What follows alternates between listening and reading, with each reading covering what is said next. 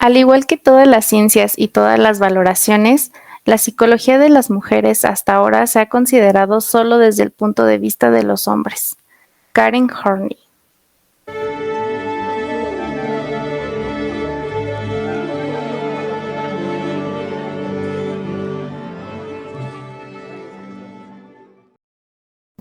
En este podcast encontrarás temas sobre salud mental, feminismo, magia y otros tantos. Un encuentro entre mujeres, brujas, psicólogas, hablando desde nuestras vivencias y sentipensares. Hola, soy Luna. Hola, soy Alex. Bienvenidas al podcast de Psicobrujas. Bueno, pues el día de hoy, o el tema del día de hoy, va a ser las mujeres en la historia de la psicología, por lo que vamos a hacer un pequeño y rápido recorrido en la historia de la psicología y cómo estas mujeres aportaron y existieron desde hace muchos años, pero no se les dio la voz que merecían. Uh-huh. Esto en conmemoración al 20 de mayo, que es aquí en México al menos, es Día de la Psicóloga o del Psicólogo, así que feliciten ese día a su terapeuta de confianza. Y pues bueno, como dice Alex, dentro de la historia de la psicología no suelen nombrarse estas mujeres. De hecho, no sé si tú recuerdas, Alex, a quiénes de ellas vimos en la universidad. Creo que lo hablábamos en algún capítulo anterior, o si no lo hablábamos entre nosotras, ¿no? Pero que realmente mencionan como a 2 a 3 en psicoanálisis y de paso, ¿no? Así como de, sí, existieron ellas, pero no nos metemos realmente a su trabajo, a sus teorías, a sus propuestas, como lo hacemos como con Watson, como Pavlov, Freud, ¿no? Entonces hoy queremos nombrarlas. De las que yo recuerdo haber visto en los modelos psicológicos, simplemente recuerdo a Anna Freud y a Melanie Klein por la chichi buena y la chichi mala. Pecho bueno y pecho malo. Sí, yo también la recuerdo a ella. Y Anna Freud, creo que los mecanismos de defensa. Ajá. Es aportación de ella. Porque que aparte, ¿no? También se chutan las aportaciones de las psicólogas, como esta parte de los mecanismos de defensa, que lo vemos en psicoanálisis, como si fuera teoría de Freud, de el papá, pero no. Exactamente. No, y también las nombran como hijas de, esposas de. Siempre. No, no como individuas. Exacto. Bueno, pues para empezar, vamos a explicarles que existen 3 periodos en la historia de la psicología. El primero es el periodo filosófico, en el cual ahorita no vamos a ahondar, pero nos gustaría porque quiero hablar de Hipatia de Alejandría. Entonces, quiero hablar de Cleopatra. Aunque sus contribuciones no eran tanto en el campo de la psicología, pero sí hizo contribuciones importantes. Exactamente. El segundo periodo es el periodo institucional, en el cual nos vamos a estar centrando en este momento. Y el tercero es el periodo específico y de lo posible, ¿vale? Entonces comenzamos en 1879, que fue cuando se creó el primer laboratorio experimental por Wundt en Alemania. Uh-huh. Que se nos enseña que Wundt es el padre de la psicología, ¿no? Justo por el experimento. Exactamente. Entre el siglo XVIII y XIX nacen 2 modelos, el estructuralismo y el asociacionismo. Uh-huh. El estructuralismo subraya las unidades muy fundamentales de la experiencia y las combinaciones en que se presentan. Lo vamos a ir mencionando así a grandes rasgos porque tenemos preparadas para ustedes más adelante con invitadas especiales cada modelo. Entonces, por eso no vamos a hacer tantos spoilers. El asociacionismo es la asociación entre la vida psíquica y reduce todas las elaboraciones de experiencia a la acción de la asociación. Los padres del asociacionismo fueron David Hartley, T. Brown y James Milley. Luego en 1894 tenemos el funcionalismo con William James, donde la máxima era la conciencia es un fluir continuo.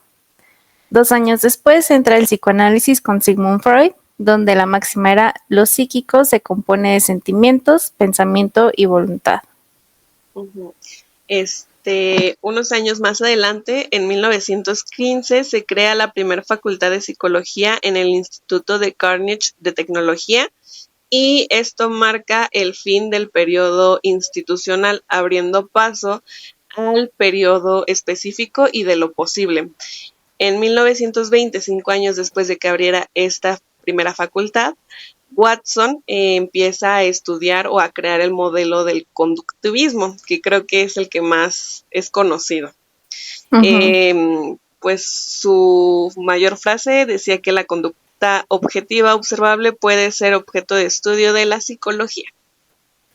De hecho, es algo muy actual todavía, ¿no? Que la psicología estudia la conducta, pero no es lo único que estudia. Exacto. Entonces, y aparte yo tengo mis pegues con Watson porque joyita de vato no salió, pero eso está para después. Yo tengo ahí temas con el cognitivo conductual, pero ya será para otro, porque yo siento que nada más ataca los síntomas y no la enfermedad. Ajá, sí, yo también siento eso, pero bueno. En 1958 entra el cognoscitivismo, donde los procesos mentales pueden y deben ser estudiados con técnicas científicas. En el 84 tenemos el neoconductismo. Representantes máximos, según aquí, es Tolman, Hull, Guthrie y Skinner, donde los estímulos, las respuestas observables y los aprendizajes son como el centro de atención. Y surgen las teorías generales del comportamiento, que justo es parte de lo que actualmente se sigue aplicando, ¿no? Un poco cuando escuchan la terapia cognitivo-conductual, ¿no? Pues es justo esta fusión del cognoscitivismo con el conductismo. Y finalmente en 1987 está el Gestalt con sus representantes, Kohler, Kafka y Wertheimer. Que bueno, de ahí para acá también han surgido otras corrientes, ¿no? Como la narrativa. El humanismo. Ajá, sí. Exactamente. Pero como nos vamos a enfocar simplemente por este momento en el institucional, no quisimos meterles más relleno. Sí, no. De todos modos, si lo van a ver por YouTube, les vamos a dejar la gráfica de la línea de tiempo que realizamos. Y si lo ven si lo escuchan por Spotify, vamos a tratar de dejarles algún reel en donde se vea cómo lo vamos explicando y que se vea la tabla. Vale. Bueno, pues ahora sí, vamos a empezar a hablar acerca de las mujeres. Entonces, en 1893 tenemos a Mary Whitton Calkins, que fue presidenta de la APA. Fue escritora, fue psicóloga y fue filósofa, que publicó 4 libros y más de 100 ensayos entre sus 2 especialidades. Margaret Floyd Washburn fue de Nueva York y fue en 1908. Ella publicó The Animal Mind, a Textbook of Comparative Psychology and Movement and Mental Imaginary. Ay, disculpen el inglés. Su principal aportación fue el estudio de la conciencia y de los procesos mentales. Se centró principalmente en la atención y la percepción, especializada en psicología experimental, y formó parte de los 50 mejores psicólogos de América en 1903. Precedió al APA en 1921. Tal vez no estén familiarizados muchos con lo que es el APA. ¿Qué es el APA, Mari? La asociación, te decía el Jeep Jeep. Es la Asociación Psicológica Americana, que justo es pues conglomerado, conjunto, sí, asociación como tal de psicólogos, psicólogas. Actualmente, por lo menos ya nos dejaron entrar. Son los que establecen las normas APA, agradezcanselos a ellos, ¿no? De cómo citar. Se dedican a la divulgación psicológica, también son los que realizan y editan el manual diagnóstico de trastornos mentales, el DSM. Son ellos. Y pues ahí podemos ver que Margaret la presidió el APA. Alrededor de 1887 tenemos a Christine Ladd Franklin.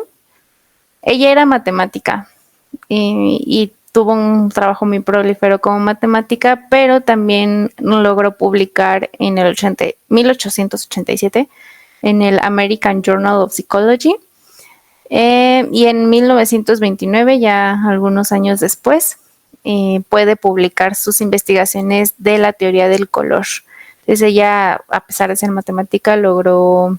También tuvo un rollo de asuntos en su vida, ¿no? De que no le permitían entrar, no le permitían estudiar, no le permitían publicar, no le permitían titularse de ninguna de las dos carreras, ¿no? Entonces, después fue recibiendo como los doctorados honoris causa, se les dice ahora, ¿no? Como de aportarse tanto que te damos el doctorado, ¿no? Y bueno, terminó aportando en la teoría del color en el área de la psicología. A mí me gustaría hacer énfasis que un año antes de que se presentara ella, fue cuando empezó a surgir más el psicoanálisis. Y hay que recordar que el psicoanálisis en sus principios eran puros hombres, no aceptaban mujeres, era un club de machos, machos. Lomo plateado. Ajá, lomo plateado. Y vara endeble. Va. En 1912, Sabrina Spiegelrey, de Rusia, publicó La deconstrucción como origen del devenir. Su principal aportación es que fue creadora del concepto de la pulsión destructiva y sádica. Se centró en explicar la destructividad que subyace en el ser humano. Pionera en el campo de la psicología del desarrollo.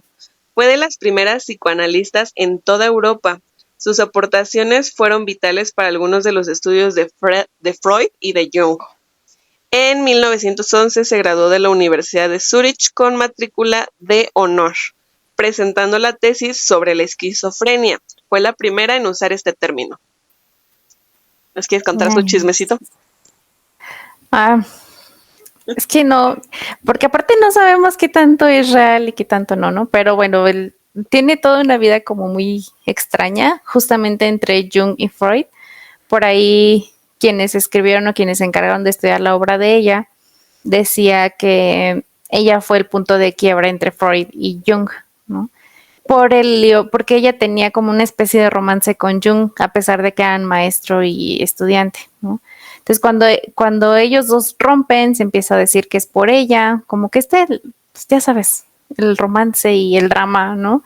Y es como de, bueno, ajá, pero también sabe que muchos de los conceptos que ella empezó a desarrollar, Freud los empezó a utilizar en sus teorías sin darle el reconocimiento, ¿no? Y también ahí empieza como un rollo de que tirándole Freud a ella por haber estado con Jung y no sé, ¿no? Yo dudaría un poco aquí de la versión de que el quiebre entre ellos dos haya sido por ella específicamente, ¿no? Yo creo que tiene más que ver con las ideas teóricas que tenían, las propuestas teóricas que tenían. Pero bueno, si quieren chismecito completo, podemos hacer un reel de chismecito psicológico, estaría muy bueno. Estaría muy bueno. En la escuela nos enseñaron que Jung y Freud eran tan cercanos que se escribían cartas diario, ¿no? Bueno, sí. O sea, no diario, pero de que intercambiaban cartas así muy intensamente. Sí, pues por eso yo creo que por eso fue tan importante el quiebre. Pero ¿en qué momento nos dijeron que había una mujer aprendiz o postulando teorías también desde el psicoanálisis entre ellos dos, ¿no? Jamás. O sea, bueno, en la escuela jamás. Simplemente nos contaron sus pulsiones homoeróticas, pero sí. Pero no nos contaron que había habido una mujer ahí. Ya sé. También quiero hacer un paréntesis así súper grande, porque cuando comienza el psicoanálisis se empieza a desarrollar la teoría, o bueno, ya que empieza el APA, empiezan a darles nombre a ciertos trastornos mentales. Uno de ellos fue la histeria. La histeria era únicamente para las mujeres y tenía síntomas como la irritabilidad, inestabilidad, insomnio, ansiedad, y solían ser mujeres que causaban muchos problemas.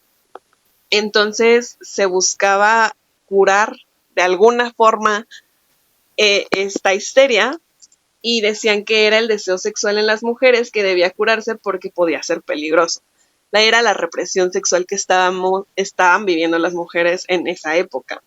El psicoanálisis empezó a trabajarla con la hipnosis en la medicina empezaron a trabajarla con intervenciones en el útero, haciendo cauterizaciones o inyectándoles, no recuerdo qué, pero también les inyectaban algo, o de plano extirpándoles el útero. Y también se empezaron a desarrollar las famosísimas curas llamadas paroxismos histéricos. ¿Nos quieres contar qué son? Vas, te veo muy emocionada. Bueno, los paroxismos histéricos constaban de que un psicoanalista, un médico, diera masajes a las mujeres en ciertas áreas para satisfacer este placer reprimido. Pero para ellos era muy doloroso y muy cansado, pobrecitos. Entonces inventaron pues un aparatito. ¿Cómo se usaba, Mari? Bueno, aquí nos estamos metiendo al origen de lo que actualmente conocemos como dildo, vibrador o en su tiempo se le llamaba consolador, ¿no? Que incluso el nombre viene con una carga ahí como cuestionable, ¿no? Y pues bueno, justo aquí es donde empiezan a introducir el consolador para satisfacer, o sea, para llevar a la mujer al orgasmo y de esa forma, o sea, ya cuando las hacías llegar al orgasmo, o llegaban al orgasmo ya cuando ellos se cansaron de hacerlo, ya como que la histeria se curaba, ¿no? Estaba como esta relajación que viene después de. Así se curaba la histeria. Uh-huh. Y lo curioso, Amix, es ahorita que dijiste que empieza con o sea, la histeria probablemente se empieza a nombrar así en esta época, no estoy segura, pero en realidad el meollo del asunto viene desde los egipcios, Exacto. Desde los antiguos egipcios, porque incluso histeria, el nombre de histeria viene creo que del griego o algo así, que significa útero. Y entonces ellos tenían la creencia de que el útero se nos salía del lugar y andaba como por loco ahí en el cuerpo y eso era lo que nos provocaba tanto malestar psicológico, ¿no? Creencia que los griegos adoptan y también creen, ¿no? Entonces ahí se viene desde entonces, ¿no? Ya en esta época del psicoanálisis es cuando está como el boom, ¿no? De la histeria, digamos, como la pandemia de la histeria en las mujeres. Y ajá, eso. Sí, y ya después se empezó a comercializar, como que hicieron, ¿cómo se llaman las medicinas que no tienen patente? ¿Sin patente? Las simis. El doctor. ¿Genéricas? Las genéricas. Después comenzó a salir esta terapia genérica. Y pues ya los empezaron a vender como, no en cualquier lugar, pero sí con el objetivo de que las mujeres desde su casa pudieran curar su propia histeria. También hay que hacer mucho hincapié en que en esta época, por cualquier cosita que hicieras fuera de la norma, te podían meter al manicomio. Por ejemplo. Y fuera de la norma, entiéndase los roles de género y los roles sexuales. De esta época. Por ejemplo, el no ser sumisa, el responderle a tu esposo, el querer divorciarte, el que quisieras leer ciertos libros que no tenían permitidos las mujeres, el querer estudiar, el ser lesbiana o que te gustaran pues las mujeres, que fueras bisexual, que te gustara y disfrutaras el sexo, también era así como de estás loca. Y muchos utilizaban como este pretexto para deshacerse de sus esposas y las encerraban en los manicomios. Sí. Nada más que agregar, es verdad. Bueno, después tenemos una muy interesante que justo yo no conocía hasta que estuve investigando para este episodio. Y es Marie Bonaparte. A mí me sorprendió un montón porque es bisnieta de Napoleón Bonaparte. Y bueno, pues ella creció en una familia prominente, con riquezas, ella pudo estudiar. De hecho, se casa con un príncipe de Grecia y entonces desde ahí y desde sus aportaciones a la psicología se le empieza a conocer como la princesa del psicoanálisis. Princesa por su matrimonio con este príncipe y psicoanálisis por las aportaciones. Por ahí decía que era una de las discípulas más sobresalientes de Freud.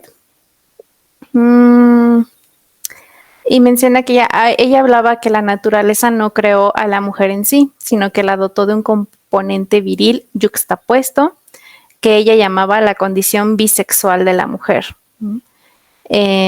Hablaba sobre la vida y la muerte, que es un poco también lo que hablaba Freud, ¿no? El tánatos y el... ¿Cómo era la pulsión de la vida? Ajá. Su trabajo se centró en la sexualidad femenina principalmente. Publica Introducción a la teoría de los instintos y pues sí, en casi todas sus obras está presente la sexualidad femenina, un poco más allá de la óptica freudiana. O sea, ella también lo lleva, como que ella también se empieza a cuestionar esta parte que Freud decía, ¿no? Toda la parte de sexualidad de la mujer, porque para Freud era como muy tachable, no sé cómo decirlo, ¿no? Muy patriarcal. Sí, ¿no? Y ella en algún punto funda el Instituto de Psicoanálisis en 1934, pero creo que dura muy pocos años abierto, realmente no hay más allá. En 1932 tenemos a Karen Horney, justo aquí ya es donde empezamos a hablar de las que se nos habló por lo menos en la carrera. En 1932 ella es nombrada directora asociada del Instituto Psicoanalítico de Chicago. Su primera obra de importancia o de relevancia fue La personalidad neurótica de nuestros tiempos, publicada en 1937. Un poco antes de eso publica 14 trabajos en los que refuta la tendencia antifeminista de Freud y enfatiza los determinantes sociales en lugar de biológicos en la diferencia de los sexos y la psicología femenina. A mí me gustaría un montón leer las obras directamente de Karen Horney, porque justo lo que ella empieza a hacer es como cuestionar que el psicoanálisis con Freud venía muy desde lo individual, ¿no? Desde que tu psique, tú, ¿no? Tu responsabilidad y eso. Pero Karen Horney empieza a ver justo los contextos sociales, un poco más allá de la biología, empieza a cuestionarse también esta diferencia biológica, porque dentro, o sea, vámonos para atrás, ¿no? De toda esta psicología experimental para atrás, se hacía mucho énfasis en la diferencia de los cerebros, ¿no? Que el cerebro del hombre era más analítico, más grande, ajá, y el de las mujeres no, más ¿no? Entonces ella... Ajá.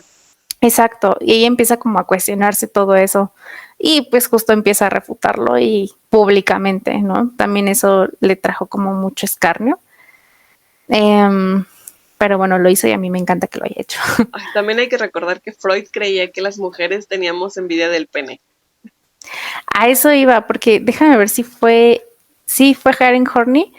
Ella empieza a cuestionar esta envidia del pene, porque para Freud sí era una envidia anatómica, era algo que las niñas nos dábamos cuenta que los hombres tenían pene y entonces como que, pues porque él sí tiene, no, y de ahí el complejo de Edipo, ¿no?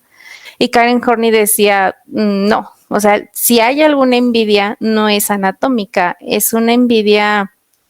de posición, de poder.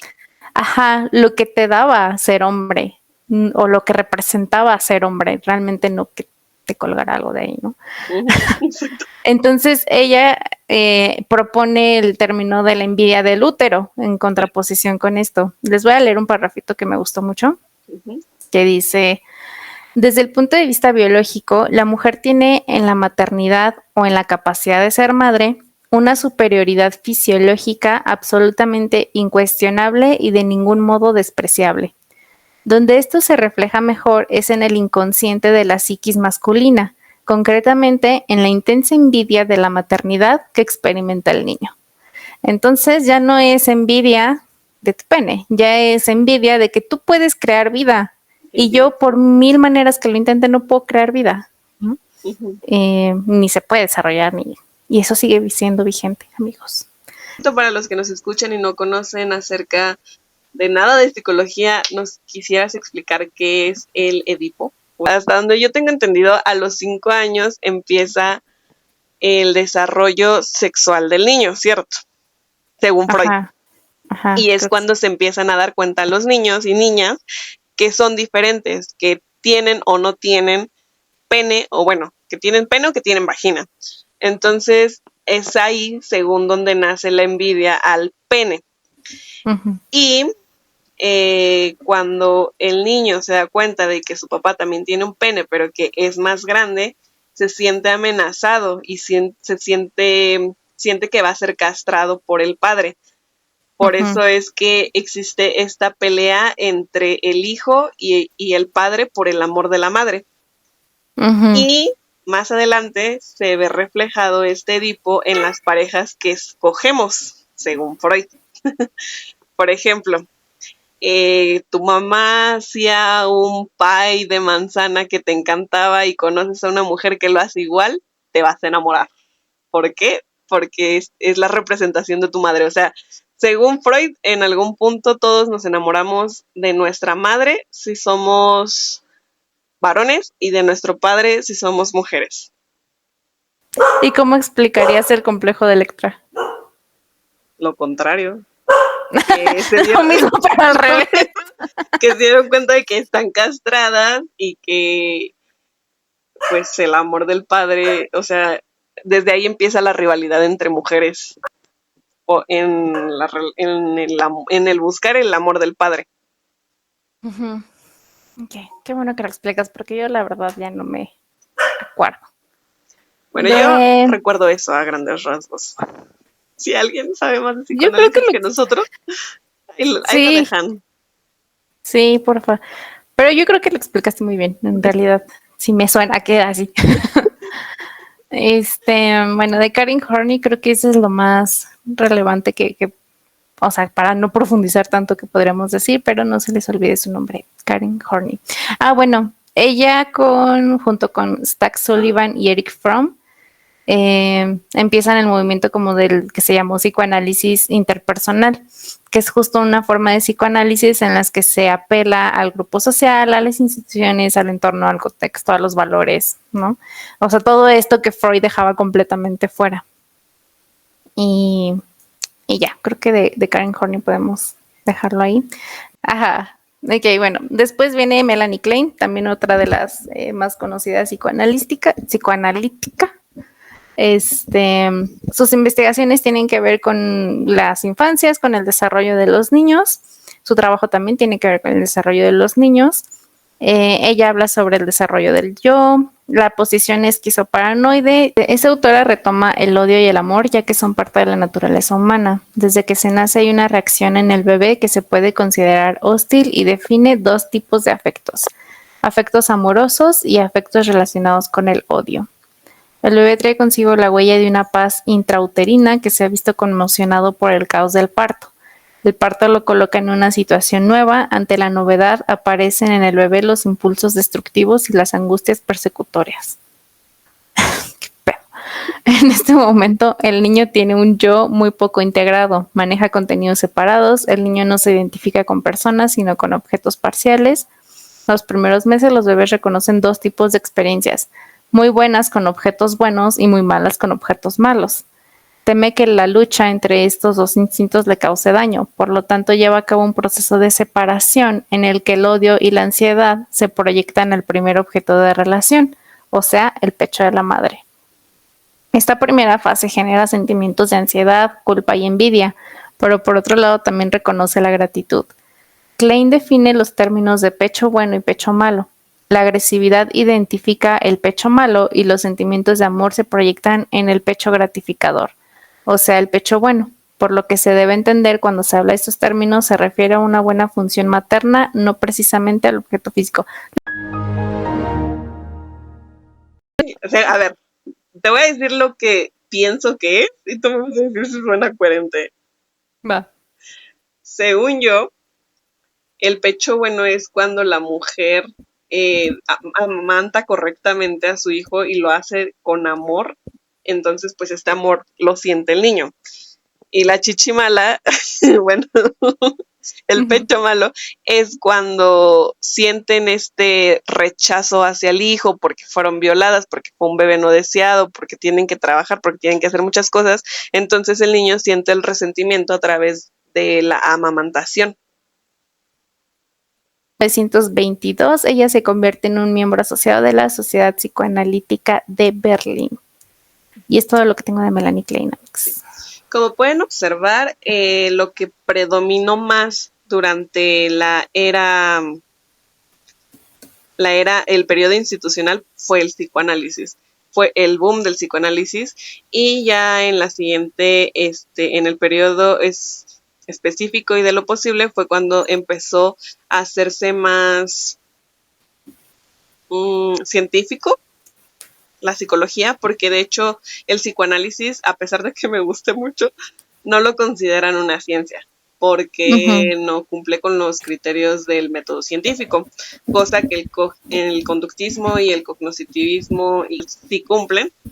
Justamente después de que comienza el conductivismo, que es en 1950, bueno, no justo después, 32 años después, Anna Freud publica El yo y los mecanismos de defensa. Si no están familiarizados con la psicología, los mecanismos de defensa son mecanismos de nuestra psique para defendernos de traumas o de cosas que no pueda lidiar nuestra mente. Entonces, un ejemplo sería la negación, la sublimación. Las resistencias, que no sé si tengo un nombre en específico. Las resistencias, bueno, hay varios y estaría interesante hablar acerca de los mecanismos de defensa. La escisión es uno que sí, seguramente sí conocen. Cuando desconectamos, ¿cómo? Cuando... Disociación. Ajá, la disociación es otro mecanismo de defensa. Y de hecho, el que tengas muchos mecanismos de defensa también puede llegar a ocasionar que se te formen algunos trastornos, como el trastorno disociativo de la identidad. Nice. Ajá. O sea, no está nice, pero... Pero ajá, o sea, sí nos ayudan, pero llega un punto en el que tenemos tantos traumas que se sobreponen a trastornos. Pero bueno, ella publica El yo y los mecanismos de defensa. Su aportación principal fue la de mecanismos de defensa. Considerada la madre del psicoanálisis, aportó grandes conocimientos a la psicología del ego y fundó una clínica especializada en el psicoanálisis en Londres, que a la fecha aún permanece de pie. Por si gustan ir a Londres a cotizar una sesión. No, más bien parte de los títulos que le reconocieron, como funda el Instituto Psicoanalítico de Viena en 1925, en el 27 publica Introducción a las técnicas de análisis de niños, que creo que la mencionaste.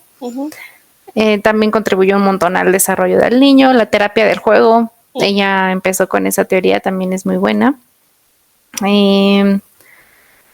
Nombrada segunda vicepresidenta de la Sociedad de Psicoanálisis a sus 36 años.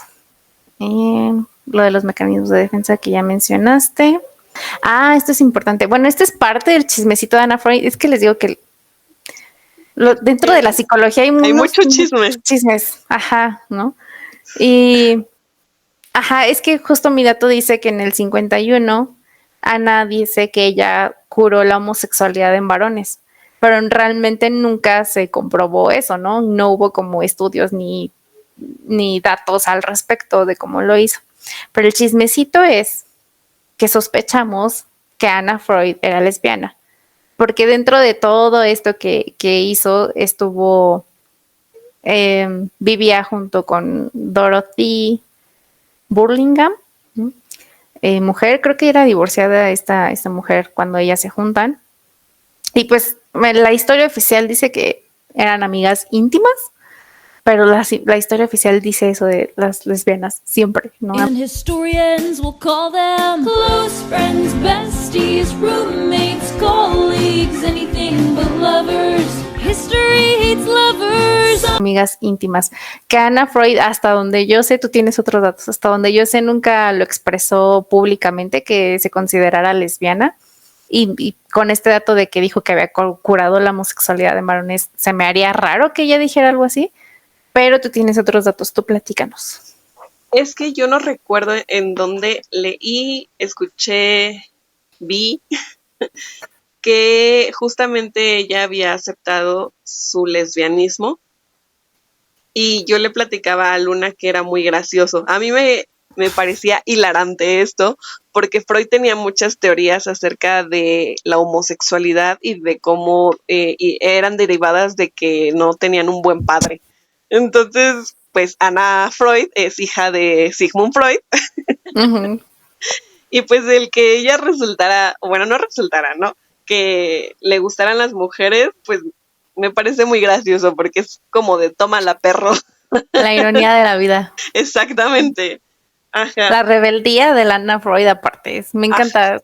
Me sí, gusta mucho cuando usamos la palabra rebeldía porque contiene toda la esencia de exacto. eso. Y se puede incluir en muchos contextos, desde que tu papá haga teorías acerca de la homosexualidad y cómo está influenciada por la mala paternidad, y le dices, ¡pum, perra! Soy Ya sé. lesbiana. Ujú. Pero como pues decimos, son chismecitos, realmente no tenemos a ciencia cierta el conocimiento de si fue o no fue. Si alguien sabe algo, estaría Ay, cool sí, que o nos lo dejara. tiene literatura, bibliografía, estaría muy interesante. Ustedes Una mándenos eso. autobiografía. Ujú. Ustedes mándenos eso y abremos la sección de chismecite psicológico. Exacto. Hasta aquí son las mujeres que tengo. Hay muchas más contribuciones, muchas más psicólogas. Actualmente está viendo un montón y queremos hacer un capítulo de las contribuciones específicamente en Latinoamérica, ya que estamos ubicadas acá, pero justo no queremos alargarnos demasiado, entonces va a venir en otro capítulo. Y en Amix, lo ¿alguna? contemporáneo, Ajá. o sea, en Latinoamérica, en la época contemporánea, para poder alargarnos ahí un poquito más, hablar acerca de justamente de todos los aportes y que han tenido estas mujeres y que nos han ayudado bastantísimo, como no tienen idea. Y pues por ahorita creo que así a grandes rasgos lo podríamos dejar aquí. Seguirían nuestras recomendaciones. Recomendaciones, Mari, de libros, películas, series. Yo recomendaría la serie de American Horror Story, la segunda temporada, la de Asylum, Ah, porque sí. justamente ahí se puede observar em, cómo era tratadas las mujeres en el psiquiátrico y cómo eran metidas por cualquier cosa que los hombres hacían. Ujú. Esa podría ser uno. También había notado otra que cuenta la historia de Sabrina, por si les interesa, porque es muy interesante. Ahorita te digo cómo se llama. Se llama Un método peligroso. Y es la historia de Sabrina Spielrein, que me gusta mucho su nombre porque me recuerda mucho a Sabrina Spellman, la bruja. Cierto. Ujú. Entonces, ajá. Oye, voy a ver esa película, no la conozco. Yo tampoco la vi cuando estaba investigando, pero Oh, estaría sí. bueno verla. Y también podrían ver la de Civil. No sé si te tocó verla.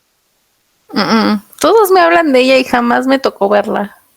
Yo tampoco la he terminado de ver, pero es una mujer que tiene 14 personalidades hablando acerca de los mecanismos de defensa, pues justamente del trastorno disociativo de la personalidad. Esta mujer tiene 14 personalidades diferentes derivadas de un trauma que tuvo y es tratada, creo, me parece, bajo el modelo del psicoanálisis.